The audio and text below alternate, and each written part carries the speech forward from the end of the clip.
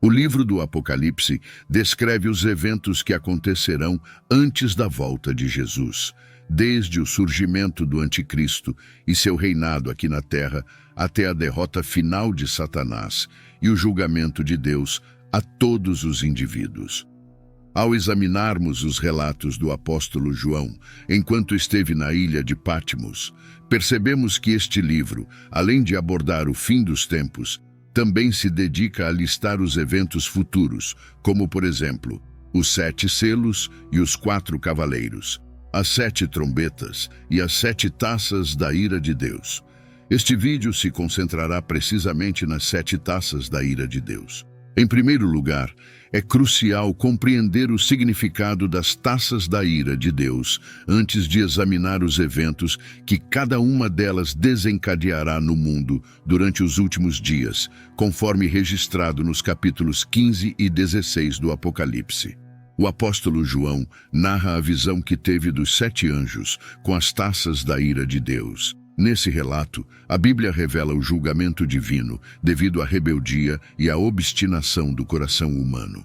Antes das taças da ira, Deus costumava emitir julgamentos aos pecadores, advertindo sobre seus erros e oferecendo a oportunidade de arrependimento, como visto nas 7 trombetas.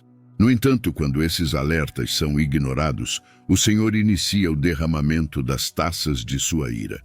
Uma questão que frequentemente gera dúvidas em relação às 7 trombetas e às 7 taças é a diferença básica entre elas. As trombetas anunciam a visão do juízo final de Deus, enquanto as taças representam a concretização desse juízo. Por exemplo, nas trombetas, a destruição atinge 1/3 da terra, do mar, dos rios, do sol e dos seres humanos. Já nas taças, a destruição abrange tudo e todos. No início do capítulo 15, o apóstolo João descreve o momento em que viu os 7 anjos que tinham as 7 últimas pragas. Em seguida, ele menciona uma espécie de mar de vidro, onde aqueles que se recusaram a se curvar ao Anticristo e permaneceram fiéis ao Senhor, cantam louvores ao Criador. Esses estarão protegidos dos eventos que ocorrerão durante o derramamento das 7 taças. E vi outro grande e admirável sinal no céu: 7 anjos, que tinham as 7 últimas pragas, porque nelas é consumada a ira de Deus. E vi um como mar de vidro misturado com fogo, e também os que saíram vitoriosos da besta, e da sua imagem, e do seu sinal, e do número do seu nome, que estavam junto ao mar de vidro, e tinham as harpas de Deus. E cantavam o cântico de Moisés, servo de Deus, e o cântico do Cordeiro, dizendo: Grandes e maravilhosas são as tuas obras, Senhor Deus Todo-Poderoso.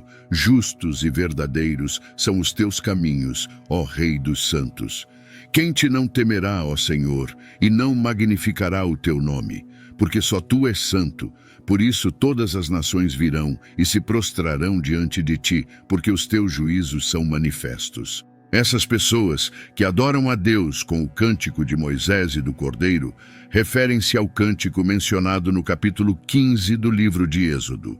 Esse cântico retrata a libertação do povo de Israel do Egito, atravessando o Mar Vermelho. Já o cântico do Cordeiro é uma referência à obra de Cristo na cruz. O cântico de Moisés revela que, assim como os israelitas foram libertos da escravidão no Egito, os santos serão libertos da opressão deste mundo pecaminoso, castigado pelas pragas divinas. A importância do cântico reside na afirmação de que os caminhos do Senhor são justos e verdadeiros, indicando que o juízo iminente, expresso nas 7 taças, é correto e reflete a justiça divina. Em continuidade ao cântico, surge uma pergunta intrigante: quem, diante da grandiosidade e poder de Deus, não temerá seu santo nome? A resposta será explorada ao longo deste vídeo. No capítulo 16 de Apocalipse, inicia o derramamento das 7 taças da ira de Deus, destacando que elas afetarão aqueles que adoraram e serviram ao Anticristo. Os santos, como mencionado no capítulo 15, estarão protegidos, cantando louvores ao Senhor, enquanto a Igreja de Cristo aguardará ansiosamente no céu pela sua volta à terra, onde estabelecerá o seu governo milenar. Agora vamos explorar as 7 taças do Apocalipse. Primeira taça, conforme o apóstolo João escreveu. E ouvi, vinda do templo, uma grande voz que dizia aos 7 anjos: Ide, e derramai sobre a terra as 7 taças da ira de Deus. E foi o primeiro, e derramou a sua taça sobre a terra, e fez-se uma chaga má e maligna nos homens que tinham o sinal da besta e que adoravam a sua imagem. Essa primeira taça representa um castigo direcionado àqueles que, ao entregarem suas vidas ao anticristo, carregam a marca da besta. João ilustra dessa forma a angústia e a aflição dolorosa que aguardam aqueles que se afastam de Deus, uma experiência verdadeiramente terrível. A segunda taça. E o segundo anjo derramou a sua taça no mar, que se tornou em sangue como de um morto, e morreu no mar toda a alma vivente. A segunda taça implica no derramamento sobre o mar, transformando-o completamente em sangue e ceifando toda forma de vida marinha. Diferentemente das trombetas, que afetaram apenas 1/3 do mar, esta descrição enfatiza a destruição total da natureza diante do juízo e da grandiosidade divina. Durante o derramamento da terceira taça, ocorrerá algo terrível que certamente causará apreensão em todos aqueles que optaram por não seguir os caminhos do Senhor. Conforme está escrito, e o terceiro anjo derramou a sua taça nos rios e nas fontes das águas, e se tornaram em sangue. E ouvi o anjo das águas que dizia: Justo és tu, ó Senhor, que és e que eras e hás de ser, porque julgaste estas coisas. Visto como derramaram o sangue dos santos e dos profetas, também tu lhes deste o sangue a beber, porque disto são merecedores. E ouvi outro do altar que dizia: Na verdade, ó Senhor Deus Todo-Poderoso, verdadeiros e justos são os teus juízos. Essa taça será derramada sobre os rios e fontes de águas, transformando-os em sangue. Nota-se que os ímpios responsáveis por derramar o sangue dos santos e profetas do passado serão obrigados a beber dessa água transformada em sangue. Isso mostra o quanto Deus é justo. No derramamento da quarta taça, o juízo de Deus sobre os ímpios intensifica-se, e examinaremos o que está registrado. E o quarto anjo derramou a sua taça sobre o sol, e foi-lhe permitido que abrasasse os homens com fogo. E os homens foram abrasados com grandes calores, e blasfemaram o nome de Deus, que tem poder sobre estas pragas, e não se arrependeram para lhe darem glória.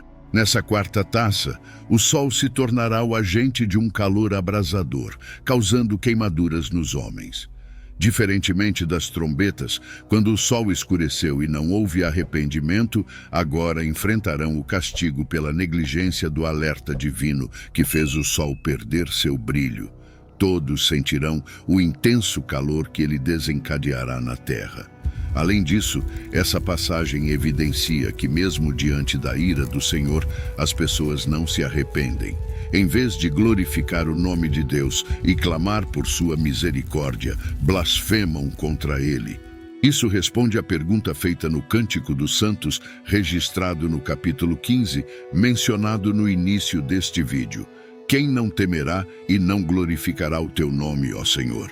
Aqui está a resposta. A humanidade estará tão cega em sua perversidade que, mesmo diante do castigo, blasfemará contra o Deus Todo-Poderoso. Quinta taça.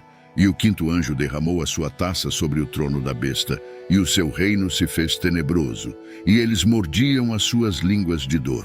E por causa das suas dores, e por causa das suas chagas, blasfemaram do Deus do céu, e não se arrependeram das suas obras.